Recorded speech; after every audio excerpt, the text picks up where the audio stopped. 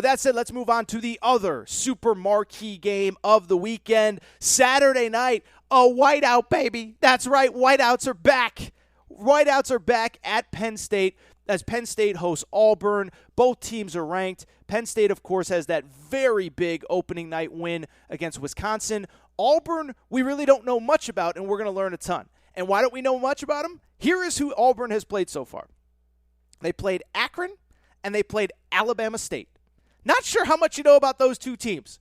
Not ranked in anybody's top 25. Maybe Alabama State in the FCS top 25, but Akron and Alabama State are not exactly playing Bama and Georgia in back-to-back games. But for Auburn, what I do think is interesting is this. We can say, well, they haven't played anybody. What do we know? They have destroyed both of those teams. They beat Akron 62-10.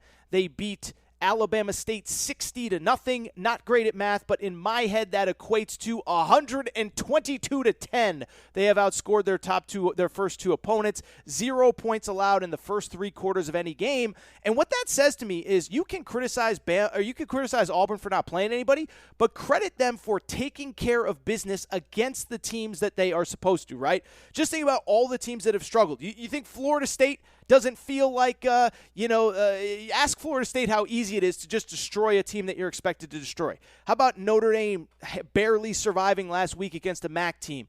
Go on down the list. Iowa State struggled in week 1. Washington lost to an FCS team. Tulsa lost to it. Like, you go on, and it's not easy to beat teams that you're supposed to beat by a lot. So I want to give Auburn credit for that. And when I look at Auburn, 2 things stand out. One, the defense has been absolutely phenomenal. Now, again, it's Akron and Alabama State, but they are right now number 3 in the country in total defense. And how about this? They are number 1 in the country in yards per rush allowed. In other words, the other team gets the ball, they run the ball at you. Auburn is giving up less than 1 yard per game. 1 yard per game right now for the Auburn Tigers. And I don't care who the opposition is, that is an incredible stat and an incredible testament to the culture that Bryan Harsin is trying to build in Auburn in terms of toughness, in terms of physicality, and I think that is getting through right now. Now, with Penn State, this is what we know. We know they took care of Wisconsin in week 1. We know it was a signature win. By the way, we know James Franklin ducked the heck out of that question about USC. Did you guys see that, by the way? He was asked about USC. Oh, I don't do distractions. I'm going to talk to my leadership. We don't do distractions. Anyway, I bring it all up to say what we know about Penn State, tough, physical, gritty win on the road against Wisconsin. I give them a ton of credit. It isn't easy to go to Camp Randall and get a win. Doesn't matter if it's morning, noon, night, whatever. Not easy to win there, and Penn State did it. I do also think it's worth noting, Penn State easily could have lost that game, and a lot of their win was due to self-inflicted stuff from Wisconsin. Wisconsin, remember, early in that game, 2 drives that got into the red zone in the first half. They ended up with 0 points. 1 fumble, 1 missed field goal. That's at least 6 points, if not 10, that they left on the field in that game. Penn State comes back and wins, and even when they come back, 250 yards of total offense in that game, which there's no shame in that. Wisconsin's really good on defense.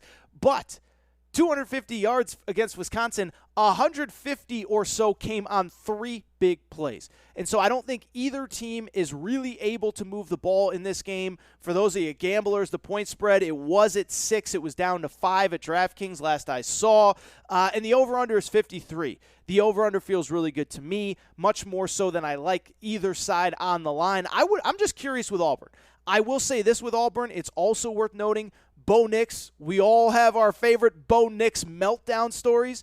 Bo Nix has been really good this year. I think Bryan Harsin's done a great job of taking stuff off of his plate, of not asking him to do too much. He's completing 74% of his passes, 5 touchdowns, 0 interceptions. I bring all of this up to very simply say, I think in this game, Bryan Harsin tries to take a lot off his plate, tries to make sure that he doesn't have to do too much. I think this is low scoring. I probably still think Penn State wins. I think it's like a 21-17 kind of deal, but I do like the under more than I do on either side of the number.